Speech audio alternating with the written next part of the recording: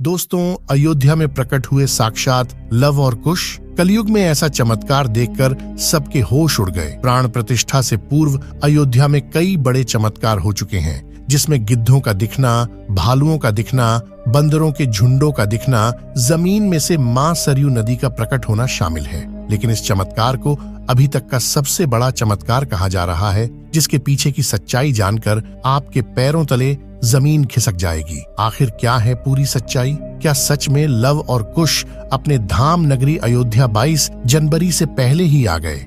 मित्रों, राम जी से मिलने पहुंचे उनके दोनों पुत्र लव और कुश। क्या लव और कुश आज भी जीवित है? ऐसे कई रहस्य से आज पर्दा उठेगा। इसी के साथ बताया जा रहा है कि भारत के सबसे बड़े 4 शंकराचार्य मंदिर उद्घाटन में शामिल होने के लिए राजी नहीं हो रहे हैं। वहीं पर शंकराचार्य बता रहे हैं कि मंदिर अभी पूरी तरीके से तैयार नहीं हुआ है। और इसी के साथ बताया जा रहा है मंदिर में भारत का सबसे बड़ा लंगाड़ा पहुंच चुका है और वही गुजरात के बड़ोदरा से 108 फीट लंबी अगरबत्ती भी पहुंच चुकी है, जिसका वजन 3500 किलोग्राम है। उसी के साथ राम भक्तों ने 21 कुंटल का घंटा भी मंदिर में पहुंचा दिया है। वही मंदिर के यज्ञ के लिए राजस्थान से 650 किलो देसी गाय का घी भी मंदिर में पहुंच गया है। वहीं पर नेपाल की जनकपुरी से अयोध्या के लिए एक साथ 500 से ज्यादा टोकरी में उपहार बांधकर जनकपुरवासी अयोध्या ला रहे हैं। वहीं आपने देखा होगा, राम भक्त अपने प्रभु श्री राम के लिए कोई सोने का तीर कमान भेज रहा है,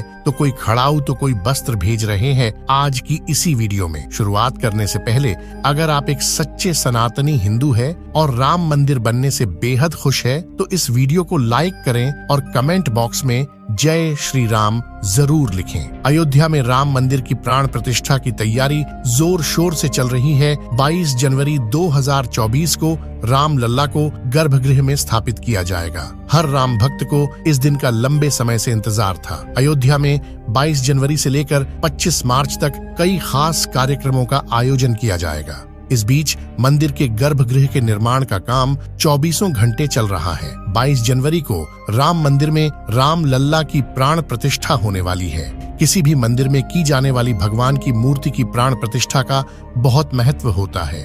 मूर्ति की प्राण प्रतिष्ठा के बिना भगवान का पूजन अधूरा माना जाता हमारे यहाँ है। आगे वीडियो में बताते हैं कि प्राण प्रतिष्ठा क्या होती है और जानेंगे लव कुश कैसे राम मंदिर में प्रकट हुए।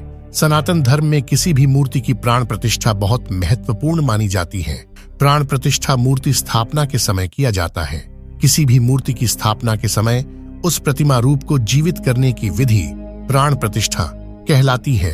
प्राण शब्द का अर्थ जीवन, शक्ति और प्रतिष्ठा का अर्थ स्थापना होता है। ऐसे में प्राण प्रतिष्ठा का अर्थ जीवन शक्ति की स्थापना करना या देवता को जीवन में लाना होता है। बिना प्राण प्रतिष्ठा के कोई भी मूर्ति पूजा के योग्य नहीं मानी जाती है। मान्यता है कि प्राण प्रतिष्ठा के जरिए मूर्ति में जीवन शक्ति का संचार होता है और वह मूर्ति देवता के रूप में बदल जाती है। अर्थात अब साक्षात प्रभु श्री राम अयोध्या राम मंदिर में निवास करने वाले हैं। और जब स्वयं प्रभु एक बार पुनः अयोध्या आ रहे हैं, तो उनके प्रिय बेटे व पुत्र लव कुश कैसे पीछे रह सकते हैं? क्योंकि जब प्रभु श्री राम जी ने जल समाधि के लिए गए, तब उन्होंने लव कुश को अयोध्या का राजपाट सौंप दिया था। वही बताया जा रहा ही कि रावण का वध विभीषण ने ही करवाया था। राम जी ने वध करके लंका पर विजय पाई थी और पुष्पक विमान के जरिए जब वह फिर से अयोध्या लौटे थे, तब प्रभु श्री राम के साथ विभीषण जी भी अयोध्या आए थे और कई दिनों तक अयोध्या में ही रुके थे। इसके बाद उन्होंने लंका का राज सिंहासन संभाला और लंका के राजा बन गए। यानी प्रभु श्री राम की भक्ति उनके लिए बहुत भाग्यशाली साबित हुई है, क्योंकि जो राम की शरण में आ जाता है उसका उद्धार निश्चित है। लेकिन क्या विभीषण आज भी जिंदा है? इसका जवाब आपको आगे की वीडियो देखकर पता चलेगा।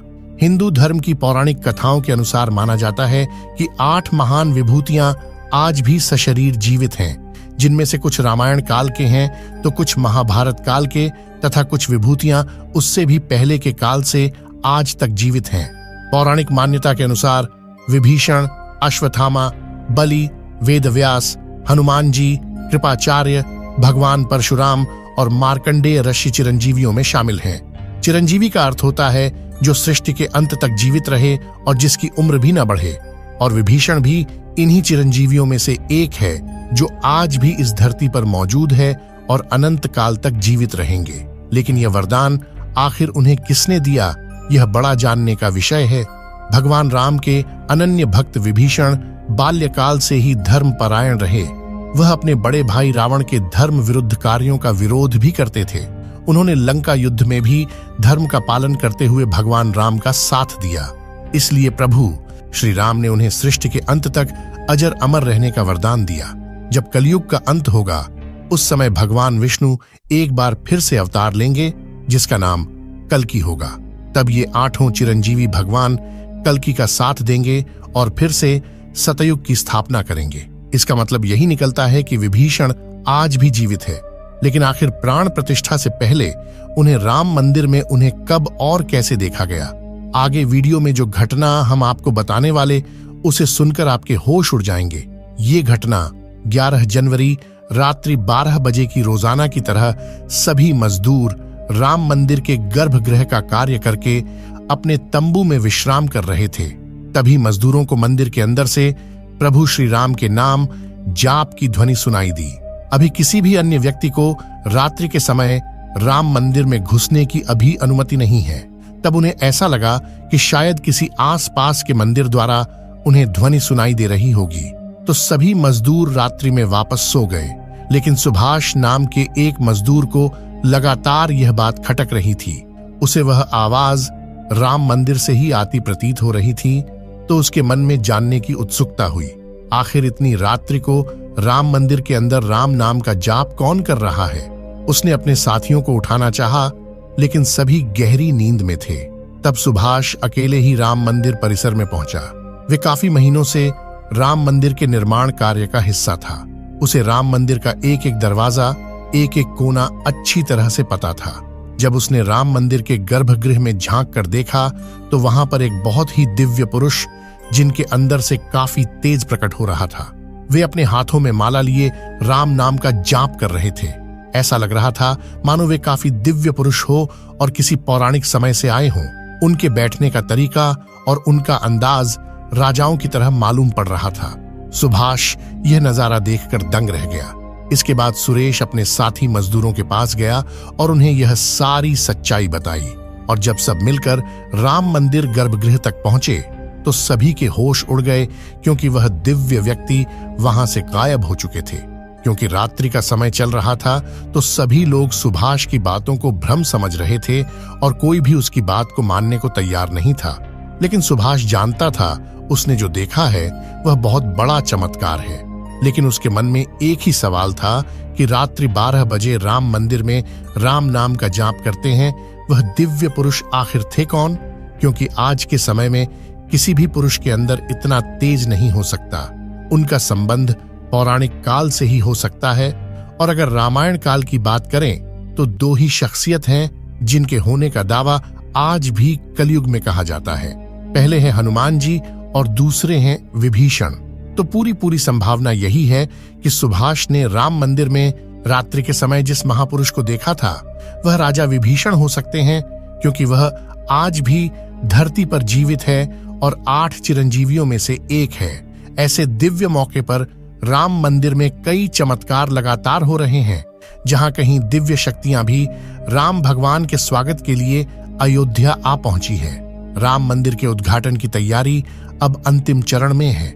इस बीच एक ओर जहां श्री राम जन्मभूमि तीर्थ क्षेत्र ट्रस्ट लगातार तैयारी की जानकारी साझा कर रहा है, वहीं राम मंदिर के इस महायज्ञ में देश का हर राम भक्त अपनी आहुति अर्पित कर रहा है।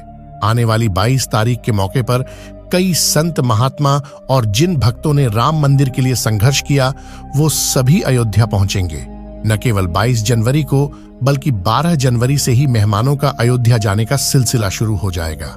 रामनगरी में 11,000 से ज्यादा वीआईपी मेहमानों के स्वागत की तैयारी की जा रही है।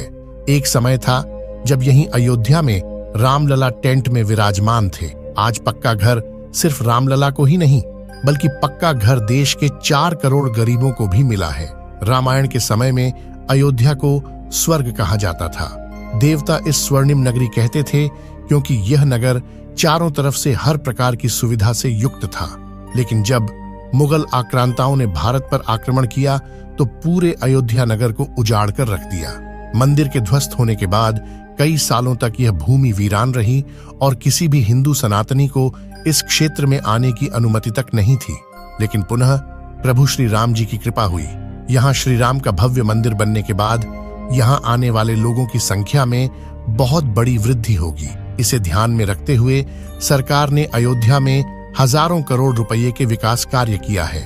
राम मंदिर की प्राण प्रतिष्ठा से पहले प्रधानमंत्री मोदी ने अयोध्या में अलग अलग विकास कार्यों का उद्घाटन किया और महर्षि वाल्मीकि इंटरनेशनल एयरपोर्ट अयोध्या धाम भी लोगों को तोहफे में दिया। इस एयरपोर्ट को पूरी तरह से भगवान राम से जोड़ा गया है, जिसकी दीवारों पर भी आपको श्री राम से जुड़ी सजावट देखने को मिलेगी। इस एयरपोर्ट लिए आप सभी को हर हर महादेव। इस एयरपोर्ट के अंदर घुसते ही हमेशा लगता है हम फिर से रामायण काल में आ गए हो। आपको बता दें कि इस एयरपोर्ट को 20 महीने के रिकॉर्ड समय में तैयार किया गया है। उत्तर प्रदेश सरकार की ओर से अयोध्या एयरपोर्ट के लिए 821 एकड़ भूमि मुहैया कराई गई थी। 14 साल का वनवास पूरा करके और रावण का वध करके जब भगवान श्री राम पुनः अयोध्या पहुंचे थे तो अयोध्या के घर घर में दिवाली मनाई गई थी। हर घर में दीपक प्रज्वलित किए गए थे। तो जब अब पुनः प्रभु श्री राम अपने धाम को लौटने वाले हैं तो हम 140 करोड़ देशवासी आखिर कैसे पीछे रह सकते हैं।